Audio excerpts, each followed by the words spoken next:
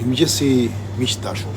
A dini çfarë ndodh pasi keni mbaruar së ngrëni mëngjesin tuaj molton, byreqet, konfleksat, leukocidat, qelizat e tua të bardha të gjakut, ushtria mbrojtëse, e ul imunitetin tënd me 45% për 4-5 orë, vetëm nga ky mëngjes i pafajshëm. Dhe kur imuniteti bie, një çelës është aty për të hapur derën që në trupin tënd të pllakos gripi, kolla, bajamet e ëndura, hundët e bllokuara, virozat që hyjnë tinësisht, dhimbje koke, lodhje dhe dopsi. Dhe nëse kjo ndodh çdo ditë që ju të ushqeni kështu, inflamacioni i heshtullisë të prek kockat, veshkat, tiroiden, zorën, trurin, pastaj hapet rruga për sëmundje autoimune, për dopsi kronike, për probleme që s'të lënë më të quhesh i shëndetshëm. Trupi zgjohet natyralisht në kortizol të lartë. Dhe çfarë bëjmë ne? I hedhim benzin kortizolit me këto ushqime. I themi trurit po marr ushqim, por trupi po merr vetëm kalori boshe. As proteina, as minerale, as fibra, as aminoacide që ndërtojnë qelizat. Qelizat ngelen të uritura, barku duket i ngopur, por trupi është i mashtruar. Mërqia goditet nga vajrat e hidrogenizuar dhe nga margarina, nga aditivët. Sheqeri ngrihet në lart duke ngritur dhe insulinën. Varësia vendoset në xhepat e mendjes tënde. Metabolizmi fillon të çahet. Enzimat humbasin fuqinë, zorët hyjnë në panik edhe pse ti ndihesh i kënaqur për 10 minuta dhe pastaj vjen fjala që askush nuk e do ta thotë. Inflamacion. Dhe ti ku përfundon? Në farmaci, në dyert e mjekëve, në klinika për të bërë analiza.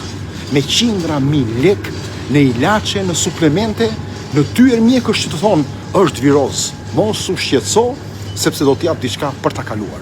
Të tjerë thonë vaksinohu sepse ky është shpëtimi. Por askush nuk të thotë ti je shkaku i parë i sëmundjes tënde. Po, ti. Sepse ushqen veten dhe fëmijët e tu me këto prosciutto, konflekse, toste, brioche, kek, biskota, byrek, me këto byrek dyqane shekullojnë margarin. Nuk e ushqen trupin, po ushqen syrin, qefin dhe jo shëndetin. Ndaj o mike, mëngjesi yt nuk është thjesht një vakt, është një votë për imunitetin tënd. Çdo kafshat është një po ose jo për shëndetin tënd.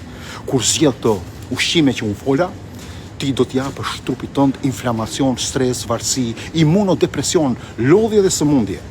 Dhe di pse e them kaq fort këtë? Sepse njoh shumë familje që prej 5, 7, 12 vitesh nuk din çfarë është gripi, nuk din çfarë janë temperaturat tek fëmijët e tyre, nuk kanë shkelur akoma tek mjeku, sepse ata kanë votuar shëndetin dhe jo sëmundjen.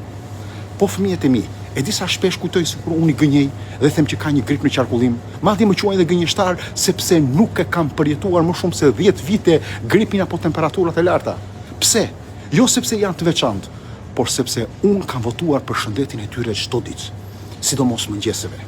Kështu që prindër, kudo që jeni, votoni shëndetin dhe jo inflamacionin, sepse ju jeni ose fajtorët ose herojt e shëndetit familjes tuaj.